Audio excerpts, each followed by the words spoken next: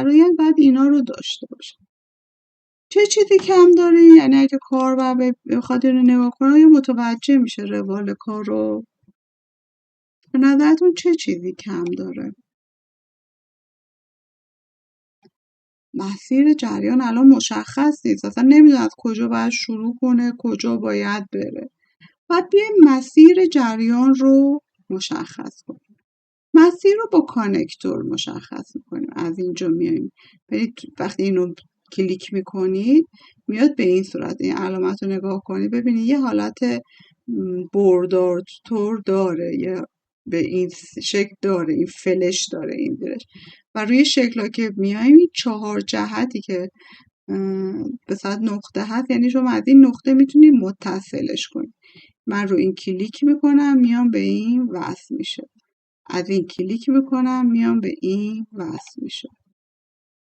خب اینا کلیک کردم ولی جهت نداره که، فقط خط صافه. بعد اینو درستش کنم. یه نکته بگم، اولا برای اینکه این از این حالت در بیاد دوباره میرم رو پوینتر یه کلیک میکنم که به صورت همین پوینتر در بیاد. اینجا سمت چپ این بالا میام، میتونم بیام اینو جهتش رو مشخص کنم. دوباره میرم روی این کلیک میکنم و جهتش رو مشخص میکنم. اینجوری میتونم این جهت این خطای راست رو اینجوری مشخص کردم که فرایند من اینجا که شروع شد اومده اینجا، اومده اینجا و الی آخر باید بره. یه بار دیگه یه خط دیگه میکشم، میام اینجا، دوباره از اینجا وصلش میکنم به اینجا. اینجا به هم خوردیم. خب ببینید این الان دوباره خط صافه. ما برای اینکه یه باری مشکل رو حل کنیم یه تنظیماتی داره. من بگم خدمتتون. میان روی شیپ، در واقع رو مور شیپ میایید اینجا، این انتهای شیپ این پایین، این داکیومنت استنسیل رو که پیدا کنید داینامیک کانکتور رو میزنید، روش کلیک راست میکنید، ادیت مستر رو میزنید، دوباره ادیت شیپ رو میزنید. این شکل یا تو صفحه کنارش رو همون صفحه باز میشه. روش کلیک کنید، بیایید این رو تبدیل کنید به اون حالتی که میخواید. من میخوام انتهاش علامت فلش داشته باشه، حالا هر کدومشو که خودتون بیشتر دوست دارید. حالا مثلا اینو انتخاب میکنم، اینو میزنم و میبندمش. میگه سیوش کنم، میگم بله. حالا ببینید الان من این دفعه اگر درست کار رو انجام دادم این بعد به حالت فلش دیگه برام ترسیم کنه. ببینید دیگه فلش شد. این تا اینجا. این مسیر من مشخص شد. خب حالا من گفتم که اینایی که به صورت داکیومنت کنارش ما باید خط مستقیم وصل کنیم. الان من اینو میکشم به این، قاعدتا فلشه دیگه، گفتیم تو مسیرمون نیستن. چون الان کاربر بیاد اینجا ببینه میگه یه مسیر اینجا رفته، یه مسیر اینجا، در صورتی که اصلا مسیر نیست، یک ابزار کمکی واسه انجام این. برای اینکه اینو اصلاح کنم میام روش وای میستم، میام از اینجا میتونم این خط رو انتخاب کنم. اگر از اینجا نبود دوباره میتونم بیام رو لاین، میام اینجا میتونم بیام بگم این خط رو بزن. اینجا به صورت خط صاف میشه. برای اینکه از این حالت هم در بیارم دوباره میرم رو این حالت. خب شکلم درست شد. به نظرتون چه ایرادی داریش فرایندمون؟ خب شروع و پایان که داره، این رو هم که به این صورت تو مسیر جریان نیست، مسیر فرایندم که مشخصه.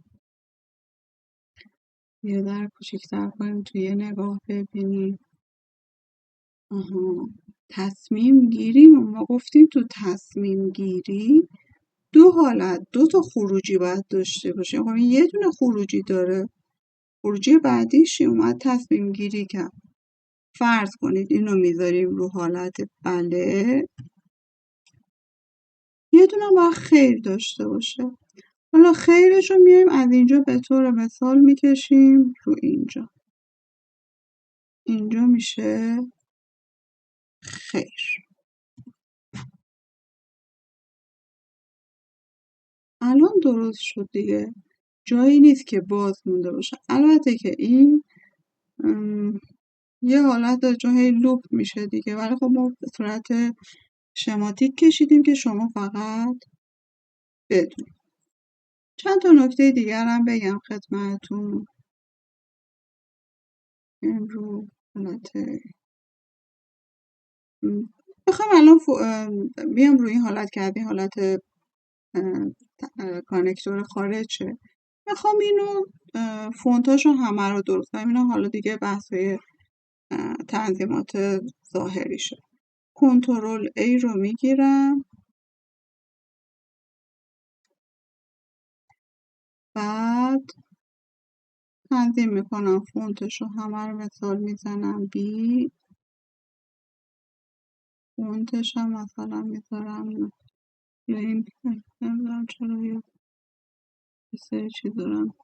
یه مقدار از این موضوعات داره ها که مثلا یه سری، حالا من اینا رو چون حالت اسلش زده بودم این نخوندش. حواستون باشه یه سری ایرادات و باگای اینجوری داره که بعضی از در واقع کاراکترها رو اینجا تغییر میده موقع که دارین تایپ میکنین. قبل از اینکه بفرستین واسه مشتری، مدیر یا هر جای دیگه حتما به اینا دقت کنین که این ایرادات ریز تو کارتون نباشه. این برای تنظیم فونت هاتون. یه 2 تا تنظیمات هم اینجا داره که این به این صورتی که همه رو پشت سر هم تنظیم میکنه. حالا اگه فرض کنیم مثلا یه مقدار این برتر باشه، میاد همه رو یکسان پشت هم میکنه. این ردیف داره دیگه، میاد اینجا به این صورت همه رو میاره توی یه خط الاین میکنه. و اگه یه مقدار فاصله هاشون متفاوت باشه اینا رو با علامت با این کاراکتر بغلی اینا رو فاصله ها رو یکی میکنه. اینو برای تنظیمات سرعت کارتون خیلی خوب. حالا این رفت بالا، یعنی میتونید با همین حالت بالا پایینش کنید. اینجا حالت نرمالشه دیگه، به توی راسته. من همین رو نگه داشتم، چپ و راست میکنم، فاصله رو داره به هم میگه. با هم دیدی یه جاهای مقدار بعد قلقی کرد رو تنظیماتش. اگر رو این حالت بگیریدش، شیفت رو نگه داریم، با تنظیماتتون خیلی دقیق تر میشه، یعنی راحت تر میتونید تنظیمش کنید. این هم بحث تنظیماتش. اگر بخواین یه صفحه اضافه کنیم، این رو که بزنین یه صفحه اضافه میشه.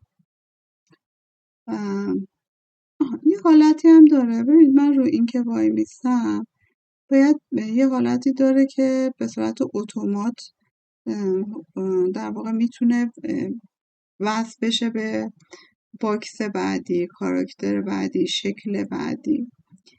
میایم رو اینو میبینید این اتو کانکته. وقتی من اینو فعالش کنم، که بهتره که شما هم فعالش کنید، توی حالت نگاه کنید من میزنم هیچی، بعد بعدیشو هرچی با دست بکشم. وقتی اینو بزنم ببینید چه حالتی پیش میاد. من روی این که وای میستم یه علامت فلش این بغلش میاد. من اینجا که وایسادم این فلشه که بیاد میتونم یکی از اینا رو انتخاب کنم، یا مربع یا لوزی یا حتی، و به راحتی به بعدی وصل میشه. این حسنو داره واسه سرعت کارتون. این رو هم حتما فعال کنید. و فکر میکنم دیگه موضوع دیگه‌ای نمونده. امیدوارم از این ویدیو لذت برده باشین، آموزش براتون مفید باشه. ادامه کار، نحوه ترسیم حرفه‌ای تر و طراحی اصلا یک روش اجرایی رو تو آموزش‌های بعدی بهتون آموزش میدم. حتما پیگیر کانال ما باشین. خدا نگهدار.